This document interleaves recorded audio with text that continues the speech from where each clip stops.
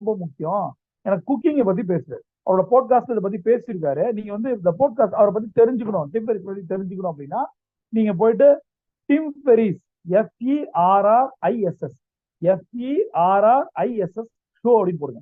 Dim ferries ஷோன்னு போகும்போது நிறைய யூடியூப்ல உங்களுக்கு வரும். அதை நீங்க பாருங்க, அல்லது உங்களுக்கு பிடிச்ச ரோல் மாடலோட வீடியோஸை பாருங்க. ரைட்டா? இப்ப என்ன ஆயிடுச்சு அப்படின்னா சில விஷயங்களை, அதாவது உங்களால் எந்த துறையிலும் ஜெயிக்க முடியும். அப்ப சில இன்சைட்ஸ் வந்து அவர்கிட்ட நம்ம எடுத்துக்கும் போது நம்மளோட துறை எதுவும், இப்போ நீங்கள் உங்களுக்கான துறையை சூஸ் பண்ணீங்களா? இதுலயே சில பேருக்கு பெரிய கன்ஃபியூஷன், நான் எதுல ஜெயிப்பேன் அப்படின்றது.